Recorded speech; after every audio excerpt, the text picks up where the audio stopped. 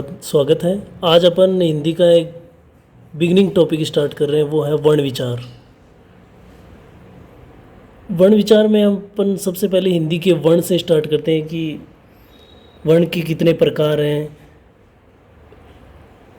वर्ण को बेसिकली दो भागों में डिवाइड किया गया है, स्वर और व्यंजन।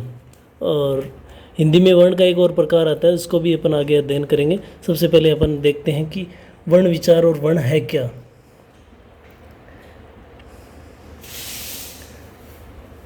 वर्ण हिंदी की मूल शुरुआत वर्ण से ही होती है और उच्चारित होने वाली ध्वनियों को ही वर्ण कहा जाता है। हम सबसे पहले पढ़ेंगे, उच्चारित होने वाली ध्वनियों को ही वर्ण कहा जाता है। उच्चारित होने वाली ध्वनियों को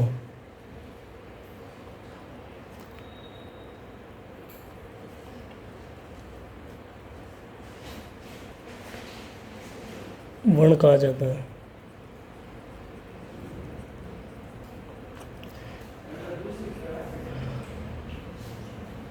और ध्वनियों को लिखित रूप में भी वर्ण कहते हैं, ये भी कह सकते हैं अपन कि ध्वनियों को लिखित रूप में भी वर्ण कहते हैं। ध्वनियों को लिखित रूप में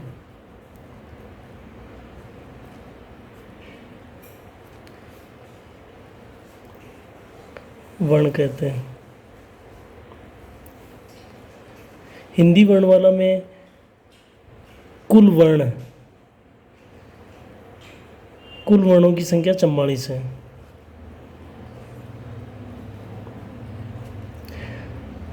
और इन वर्णों में कुछ वर्ण और शामिल होते हैं। उन सब वर्णों को मिला के वर्णों की संख्या होती है 52। अब 52 कौन कौन से हैं? मूल वर्ण 44 माने गए, इनको मानेंगे मूल वर्ण। हिंदी वर्णमाला के मूल वर्ण 44 हैं और कुल वर्णों की संख्या 52 है। अब मूल वर्णों के अंदर अपन दो भागों में डिवाइड करते हैं, जिसमें पढ़ते हैं अपन स्वर और व्यंजन। स्वर और व्यंजन, स्वरों की संख्या 11 है और व्यंजनों की संख्या 33 यानी 33 है।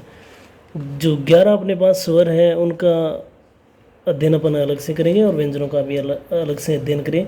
जो 52 कुल वर्णों की संख्या 52 मानी गई, उनका मैं एक बार आपको बता देता हूँ कि जो कुल वर्ण 52 है, कुल वर्ण 52 है, जिनको अलग अलग हिसाब से डिवाइड किया गया है। जिनमें से सबसे पहले बात करते हैं अपन 11 स्वर। 11 क्या है? स्वर। और स्वर के भी दो टाइप हैं, दीर्घ स्वर और ह्रस्व स्वर। पहला टाइप है ह्रस्व स्वर। ह्रस्व या इनको बोलते हैं कि लघु स्वर। लघु स्वर, इनकी संख्या है 4। और दूसरा टाइप है स्वरों का दीर्घ स्वर।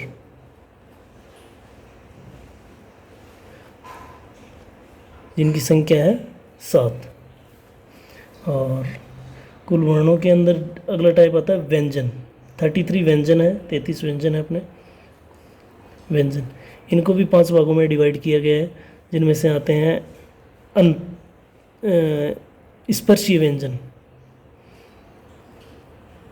स्पर्शीय व्यंजन, जो वर्गीय व्यंजन है उनको स्पर्शीय व्यंजन के नाम से जाना जाता है।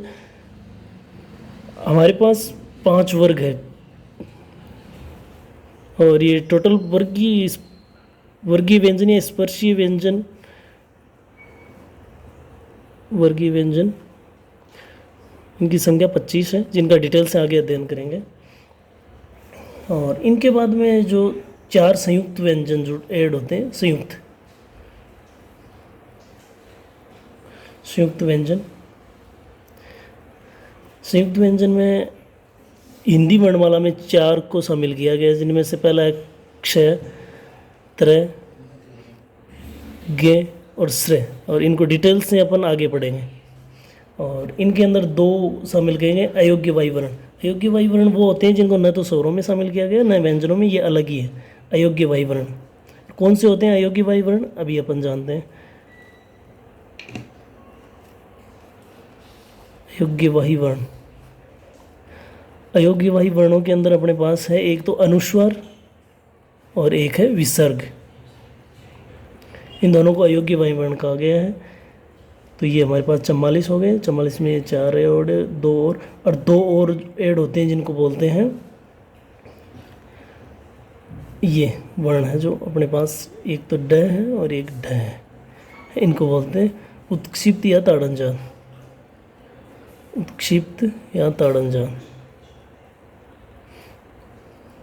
तो दोस्तों अपने पास कुल मिला के ये कुल हिंदी वर्णमाला के कुल वर्णों की संख्या 52 है और मूल वर्णों की संख्या 44 है, जिनमें स्वर और व्यंजन इनका अब अपन डिटेल से अध्ययन करेंगे, स्वर और व्यंजन का।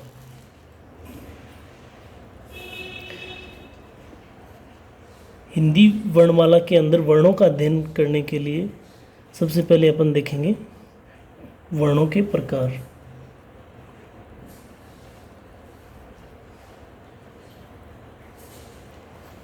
वर्णों के प्रकारों में अपने 2 प्रकार हैं, जिनमें से पहला प्रकार है अपने पास स्वर और दूसरा प्रकार है व्यंजन। और स्वर और व्यंजन को अपन अलग कैसे कर पाएंगे, इसके लिए अपन सबसे पहले जाते हैं स्वर की परिभाषा के अंदर। स्वर, दोस्तों स्वर के बारे में जानना है तो आपको मैं ये बता दूं कि फेफड़ों से उठने वाली श्वास वायु मुख से जब किसी न किसी अवयव को स्पर्श करके बाहर निकलती है तो उच्चारित होने वाले वर्ण कहलाते हैं व्यंजन। बट स्वर के अंदर ऐसा नहीं है कि फेफड़ों से उठने वाली श्वास वायु मुख से जब बाहर निकलती है तो वो किसी भी अवयव को बिना स्पर्श करके बाहर निकलती है तो उच्चारित होने वाला वर्ण कहलाता है स्वर वर्ण। एग्जैक्टली तो इसी आधार पर अपन बोलेंगे कि बिना किसी अवयव को स्पर्श किए मुख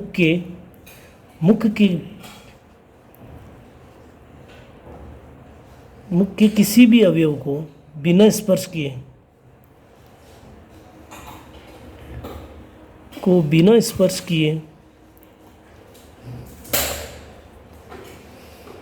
मुख के किसी भी अवयव को बिना स्पर्श किए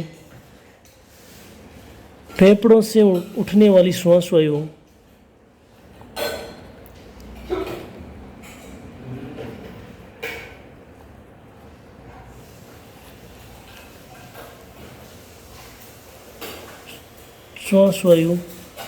कि मुख से किसी अवयव को बिना स्पर्श किए फेफड़ों से उठने वाली श्वास वायु बाहर निकलती है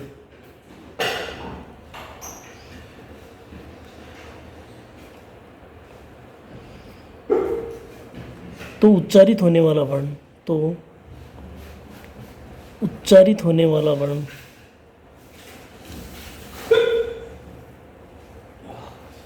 वर्ण स्वर कहलाता है।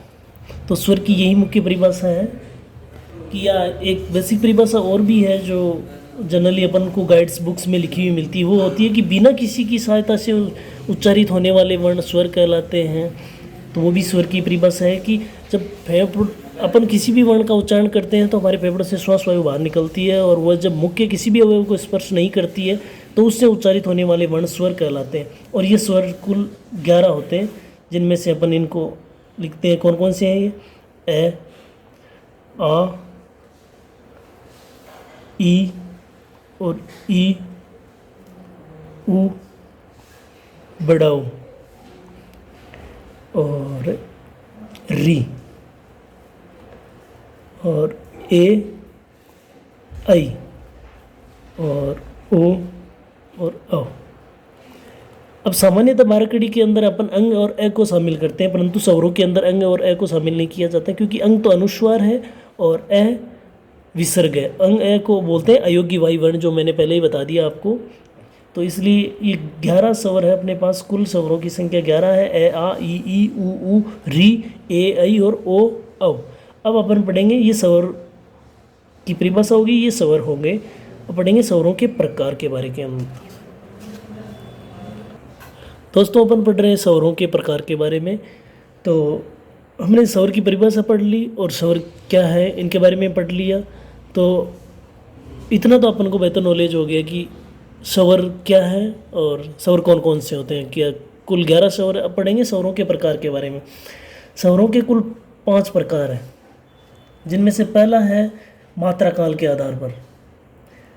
मात्रा काल के आधार पर, मात्रा काल क्या होता है, ये सारी चीज़ें मैं डिटेल से बताऊंगा आपको दोस्तों, पर अभी अपन इनके टाइप्स के बारे में पढ़ते हैं कि मात्रा काल के आधार पर, मात्रा काल के आधार पर। दूसरा टाइप होता है स्वरों के प्रकारों में, वो है उच्चारण स्थान के आधार पर। उच्चारण स्थान के आधार पर।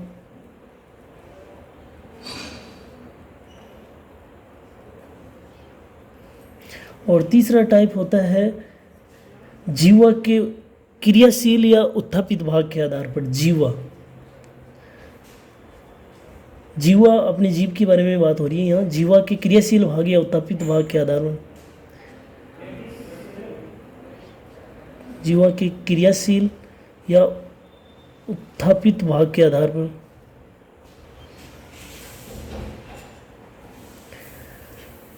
मानता हूँ दोस्तों अभी आपको कम ही समझ में आ रहा होगा, पर जब जैसे अपन एक अलग अलग टाइप का एक एक का अपन वर्गीकरण करेंगे या एक अच्छे से समझेंगे तो सभी चीज़ें अपन को समझ में आएगी। और चौथा टाइप होता है अपने पास होठों की आकृति के आधार पर। होठों की आकृति के आधार पर,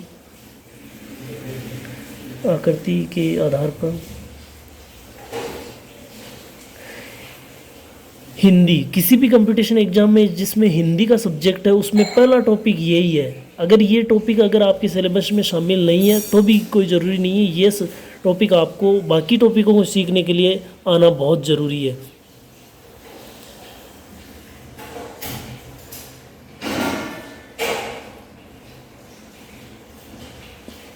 हाँ दोस्तों, मैं ये बता रहा था कि 4 टाइप हो गए, और पांचवा और अंतिम टाइप है स्वरों का, वो है मुखाकृति के आधार पर। मुखाकृति के आधार पर, यानी आपके मुख की आकृति के आधार पर भी स्वरों का प्रकार बताएं। मुखाकृति के आधार पर। अब मात्रा काल से तात्पर्य होता है कि उच्चारण में लगने वाला समय, इसको बोलते हैं उच्चारण में लगने वाला समय। उच्चारण में लगने वाला समय, समय दोस्तों अपन डिटेल से अध्ययन करते हैं, जिसमें से स्वरों के प्रकारों में पहला प्रकार है मात्रा काल के आधार पर। मात्रा काल के आधार पर, के आधार पर। और मैंने बताया मात्रा काल के आधार से तात्पर्य होता है उच्चारण में लगने वाला समय। उच्चारण में लगने वाला समय, उच्चारण में लगने वाला समय, उच्चारण में लगने वाला समय। अब उच्चारण में लगने वाले समय के हिसाब से अपन ये बताएंगे कि कुछ स्वरों के मात्रा काल के आधार पर, मात्रा काल से तात्पर्य होता है उच्चारण में लगने वाले समय, यानी कि उच्चारण में कुछ स्वर ऐसे होते हैं कि जिनको उच्चारण करने में बहुत कम समय लगता है, कुछ को दुगुना समय लगता है, कुछ को तिगुना समय लगता है। इस आधार पर मात्रा काल के आधार पर स्वरों को एक प्रकार बनाया गया। इसके आधार पर भी 3 प्रकार होते हैं। पहला है लघु या दीर्घ स्वर, लघु या ह्रस्व स्वर। लघु या ह्रस्व स्वर, इन स्वरों के उच्चारण, वो स्वर जिनके उच्चारण में सबसे कम समय लगता है उनको लघु या ह्रस्व स्वर बोलते हैं। सबसे उच्चारण में सबसे कम समय लगता है, सबसे कम समय लगता है किसमें? उच्चारण में। वे स्वर जिनके उच्चारण में सबसे कम समय लगता है उनको लघु या ह्रस्व स्वर कहते हैं। और ये कौन से होते हैं? टोटल अपने पास 11 स्वर है। कौन कौन से? ए, आ, ई, उ, री, ए, ऐ और ओ, औ। इनमें से लघु या ह्रस्व स्वर कौन कौन से हैं? वो है ए, छोटा ई, छोटा ऊ और री। इनको बोलते हैं लघु या ह्रस्व स्वर, और इनको बोलते हैं मूल स्वर। मूल स्वर, कई बार कंपटीशन एग्जाम में क्वेश्चन आया कि 4 ऑप्शन दिए गए, इनमें से बताइए मूल स्वर कौन सा है। इनको मूल स्वर क्यों बोला गया? क्योंकि बाकी स्वरों की उत्पत्ति भी इन्हीं से हुई है। क्योंकि जो बाकी स्वर है, बाकी स्वर की उत्पत्ति इन्हीं से हुई है, इन्हीं से हुई है, इन्हीं से हुई है, इसलिए इनको बोलते हैं मूल स्वर। और हाँ, मूल स्वर। अब इनमें दूसरा टाइप आता है मात्रा काल के आधार पर लघु या ह्रस्व से, जिनके उच्चारण में सबसे कम समय लगता है उनको लघु या ह्रस्व स्वर कहते हैं। वे स्वर जिनके उच्चारण में सामान्य से दुगुना समय लगता है उनको बोलते हैं दीर्घ स्वर। दीर्घ स्वर जिनके उच्चारण में सामान्य से दुगुना समय लगता है, सामान्य से दुगुना समय लगता है, दुगुना समय लगता है, सामान्य से दुगुना समय लगता है, उनको बोलते हैं दीर्घ स्वर। अब दीर्घ स्वर कौन कौन से हैं? वो है कि टोटल अपने पास 11 स्वर है। 11 स्वरों में से इन 4 को मूल स्वर बता दिया। इन्हीं स्वरों से बाकी स्वरों की रचना होती है। इन लिए बाकी जो बचे हुए हैं वो क्या है अपने पास? दीर्घ स्वर, जिनमें से कौन सा है? आ, बड़ा ई, बड़ा ऊ। इनको बोलते हैं समानाक्षर, समानाक्षर या संध्याक्षर। और जो बचे हैं बाकी कौन कौन से? ए, बड़ा ए, ओ और बड़ा ओ। इनको क्या बोल दोगे आप? संयुक्त स्वर, संयुक्ताक्षर भी बोल देते हैं और संयुक्त स्वर। जैसे संयुक्त व्यंजनों से उसी प्रकार स्वरों में भी संयुक्त स्वर होते हैं। कई बार कंपटीशन एग्जाम में क्वेश्चन आया कि संयुक्त स्वर कौन कौन से हैं, तो ए, आई, ओ, औ, ये क्या है? संयुक्त स्वर। क्यों है संयुक्त स्वर? क्योंकि ये मूल स्वरों से इनकी उत्पत्ति हुई है, इन्हें को संयुक्त स्वर बोलते हैं। और मात्रा काल के आधार पर स्वरों का तीसरा टाइप है, वो है प्लूत स्वर। प्लूत स्वर, मानता हूँ दोस्तों ये आपके लिए नया वर्ड हो सकता है, प्लूत स्वर कौन से होते हैं, पर आपको ये जान के पता चलेगा आज नई चीज़ कि प्लूत स्वर अपन जानते हैं, फिर भी अपन को पता नहीं कि प्लूत स्वर होते क्या है।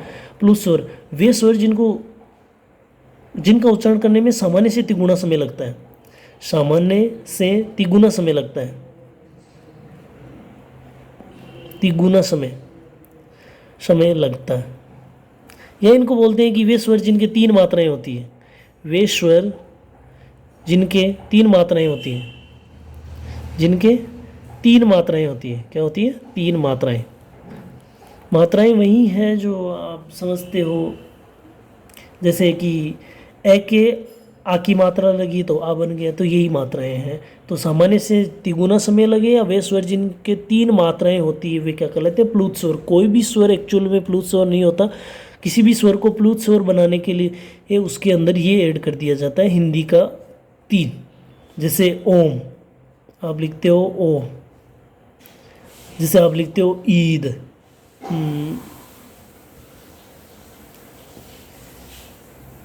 तो ये जो है इसमें तिगुना समय लगता है या 3 मात्राएं लगती है, इसको प्लूत स्वर बोला जाता है। तो हिंदी वर्णमाला में कोई भी स्वर प्लूत स्वर नहीं है। किसी भी स्वर को प्लूत स्वर बनाने के लिए हिंदी वर्णमाला का ये 3 जोड़ दिया जाता है तो ये प्लूत स्वर बन जाता है। जैसे कि ओम के अंदर ये है, ईद में, और भी कई शब्दों में इसका यूज़ होता है, तो ये है प्लूत स्वर। तो स्वरों के प्रकारों में पहला प्रकार अपन ने अध्ययन कर लिया कि मात्रा काल के आधार पर। मात्रा काल से हमारा तात्पर्य है उच्चारण में लगने वाला समय।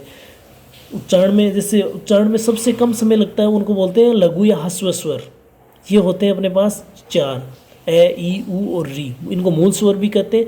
आधुनिक विद्वान री को मूल स्वरों में शामिल नहीं करते, फिर भी जिस व्याकरण के हिसाब से अपन को दिया गया अपन अध्ययन करेंगे। दीर्घ स्वर वे स्वर जिनको सामान्य से दुगुना समय लगता है उनको दीर्घ स्वर कहा जाता है। जैसे आ, ई, ऊ ये समानाक्षर या संध्याक्षर बोलते हैं, और ए, आई, ओ, औ इनको संयुक्त स्वर बोला जाता है। और तीसरा टाइप है प्लुत स्वर। हिंदी वर्णमाला में कोई भी स्वर प्लुत स्वर नहीं होता। किसी भी स्वर को प्लुत स्वर बनाने के लिए उसके अंदर ये 3 ऐड कर दिया जाता है, 3, हिंदी का 3, तो इससे ओम ये। और स्वरों के प्रकारों में अगला प्रकार अपन अध्ययन करेंगे वो है कौन सा? उच्चारण स्थान के आधार पर। उच्चारण स्थान के आधार पर, उच्चारण स्थान के आधार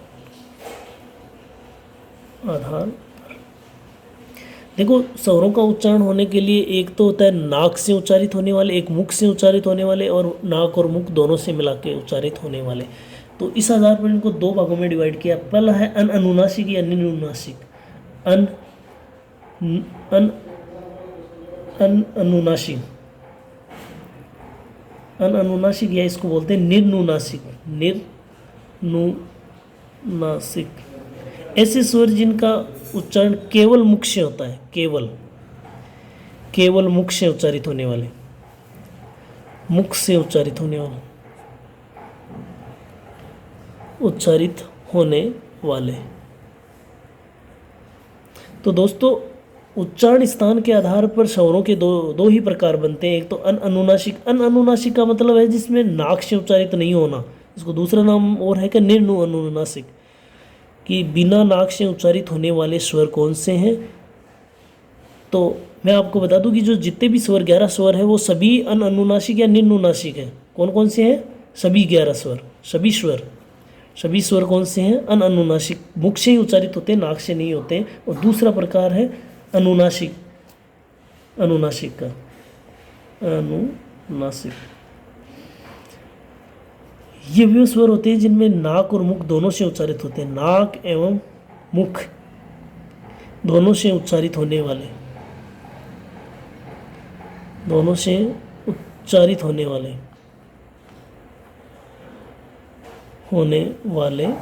वर्ण।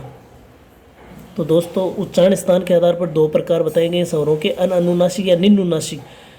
केवल मुख से उच्चारित होने वाले, जो हिंदी वर्णमाला में कुल 11 स्वर है वो सभी मुख से उच्चारित होते हैं, उनमें नाक का कोई प्रयोग नहीं है। और मुख और नाक दोनों से उच्चारित होने वाले स्वर वो होते हैं जिनके ऊपर चंद्र बिंदु लगती है। क्या लगती है? चंद्र बिंदु। ये जैसे उदाहरण के लिए अपन बोलते हैं आँख है, आँख के ऊपर चंद्र बिंदु लगी है, तो ये हो गए अनुनासिक है। इनका उच्चारण नाक और मुख दोनों से होता है। जैसे होते हैं ईंट, आँख, ईंट आदि ऐसे कोई शब्द है जिनके ऊपर चंद्र बिंदु का यूज होता है, वो सभी क्या होते हैं? अनुनासिक और निम्न। दोस्तों स्वरों के प्रकारों में अपन ने दो प्रकार पढ़े, मात्रा काल के आधार पर और उच्चारण स्थान के आधार पर। मात्रा काल के आधार पर 3 प्रकार के अपन ने पढ़े, लघु या ह्रस्व स्वर, दीर्घ स्वर और प्लुत स्वर। उच्चारण स्थान के आधार पर 2 पढ़े, केवल मुख से उच्चारित होने वाले उनको बोलते हैं अनुनासिक या निम्नुनासिक। सभी स्वर मुख से उच्चारित होते हैं। और अनुनासिक, मुख और नाक दोनों से उच्चारित होने वाले स्वर ये होते हैं चंद्र बिंदु वाले। और तीसरा टाइप पढ़ेंगे अपन जीवा के क्रियाशील या उत्थापित भाग के आधार पर। दोस्तों तीसरा प्रकार है अपने पास जीवा, जीवा के क्रियाशील भाग के आधार पर। जीवा के क्रियाशील भाग के आधार पर।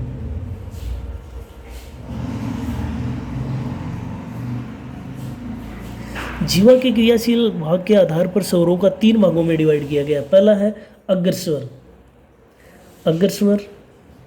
दूसरा है मध्य स्वर, मध्य स्वर। और तीसरा है पश्च स्वर,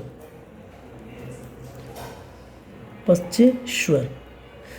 तो दोस्तों अपनी जीवा जिस हिसाब से क्रियाशील होती है, इस आधार पर स्वरों को 3 भागों में बांटा गया, अग्र स्वर, मध्य स्वर और पश्च स्वर। इनको याद करने का तरीका यही है कि आप एक को याद करो, मध्य स्वर। मध्य स्वर होता है अपने पास ए। अग्र स्वर 11 स्वरों में आप खुद स्वयं उच्चारित करके देख लो कि जिन स्वरों के उच्चारण में जीवा का अग्र भाग क्रियाशील होता है, जैसे ई का उच्चारण करेंगे, ए आई का करेंगे, री का करेंगे, इनमें जीवा का अग्र भाग क्रियाशील है, तो ये अग्र स्वर कहलाएंगे। कौन से? ई, ए आई और री, ये अग्र स्वर कहलाते हैं। मध्य स्वर अपन को याद रखना है कि ए है, तो बचे हुए स्वर कौन से हो गए? पश्च स्वर, जिनमें आ जाएगा आ, ऊ और ओ, औ। ये हो गए पश्च स्वर। दोस्तों फिर से मैं एक बार आपको बता देता हूँ कि जीवा के क्रियाशील या उत्थापित, क्योंकि जिस किसी भी स्वर का उच्चारण करते समय जीवा का कौन सा भाग ऊपर उठ रहा है, उत्थापित हो रहा है, या कौन सा भाग क्रियाशील हो रहा है, उस आधार पर स्वरों को 3 भागों में डिवाइड किया गया है। पहला भाग है अग्र भाग, कि आप 11 स्वरों को उच्चारित करके स्वयं देखिए कि कौन सा जीवा का भाग क्रियाशील रहता है। जैसे ई, ए आई और री, इनका उच्चारण करने पर जीवा का अग्र भाग क्रियाशील होता है। मेरे साथ उच्चारण करके देखिए, ई, ए आई और री। और मध्य स्वर को अपन को याद रखना ए है, तो बच्चे वे सभी क्या हो जाएंगे? पश्च स्वर हो जाएंगे। या वैसे भी करके देख सकते हैं, उच्चारित करेंगे आ, ऊ, ओ, औ, तो जीवा का पश्च यानी कि अंतिम भाग, मूर्धन्य भाग है, वह भाग क्रियाशील होता है। और स्वरों के प्रकारों में अपन ने 3 प्रकार पढ़ लिए। चौथा प्रकार अपन पढ़ते हैं, वो है होठों की गोलाई के आधार पर। होठों की गोलाई के आधार पर, गोलाई के आधार पर आज अपन स्वरों का पूरा पोस्टमार्टम करने जा रहे हैं, जिनमें एक एक स्वर को पकड़ पकड़ के यह चेक करेंगे कि उसका उच्चारण कहाँ से हो रहा है। और ये अपन को पूरी हिंदी, जो जो भी स्टूडेंट किसी भी कंपटीशन में हिंदी से सामना करने जा रहा है उसके लिए यह टॉपिक बहुत ज़रूरी जानना है, क्योंकि हिंदी की शुरुआत वर्ण से होती है, उसके बाद में शब्द विचार शब्द आता है, उसके बाद में वाक्य आता है, बहुत सारी चीज़ें आती हैं जिनका अपन आगे भी अध्ययन करेंगे। आज अपनी हिंदी की यह पहली क्लास है जिसमें अपन ये चीज़ देखने जा रहे हैं। अब स्वरों के प्रकारों में चौथा प्रकार अपने पास है होठों की गोलाई के आधार पर, और इस आधार पर दो प्रकार के स्वर बताए गए हैं। पहला है गोलाकार और अगोलाकार, या इनको बोलते हैं वर्ताकार या अवर्ताकार, वर्ताकार या गोलाकार।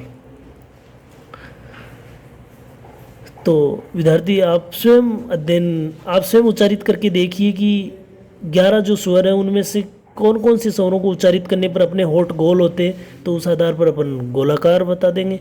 और जिन स्वरों के उच्चारण करने में होठों का प्रयोग ही नहीं होता या होठ गोल नहीं होते, वो अवर्ताकार में आ जाएंगे।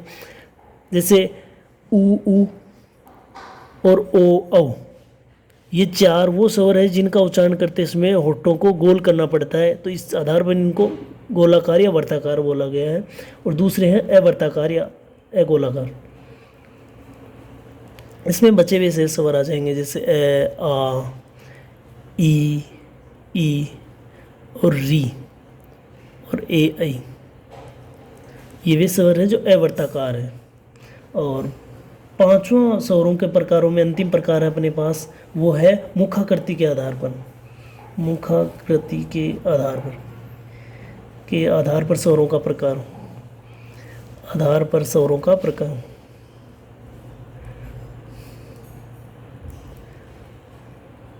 दोस्तों इस आधार पर 4 प्रकार के स्वर बताए गए हैं। पहला है संवर्त,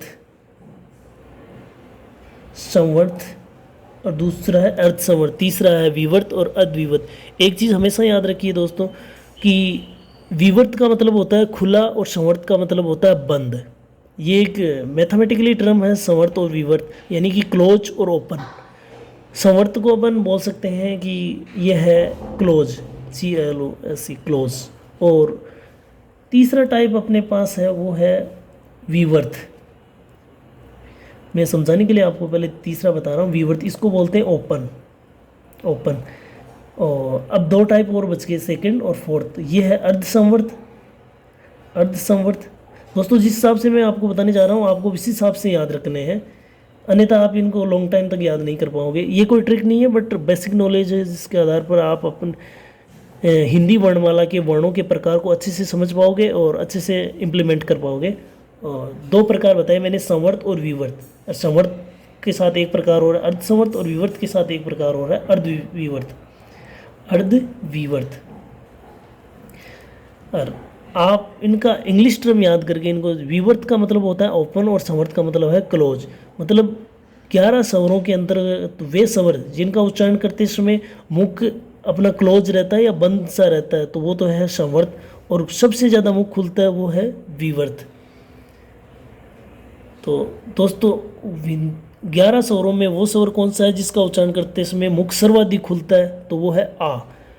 एक्चुअली अपन हॉस्पिटल में भी जाते हैं तो डॉक्टर अपन को बोलता है आ करो, तो वहाँ मुख को सर्वाधिक डॉक्टर खोल के अपना जो उपचार करता है या निदान के लिए, जो अपना परीक्षण करने के लिए अपन को डॉक्टर जाते ही बोलता है आ करो बेटा, तो आ का मतलब है मुख सर्वाधिक खुलता है उसके अंदर। तो वहाँ से अपन को याद रखना है कि विवर्त स्वर कौन से हैं, ओनली आ। एक ही वर्ण विवर्त में आता है वो है आ। और संवर्त में वो आएंगे जिनमें मुख सबसे कम खोलता है, जैसे ई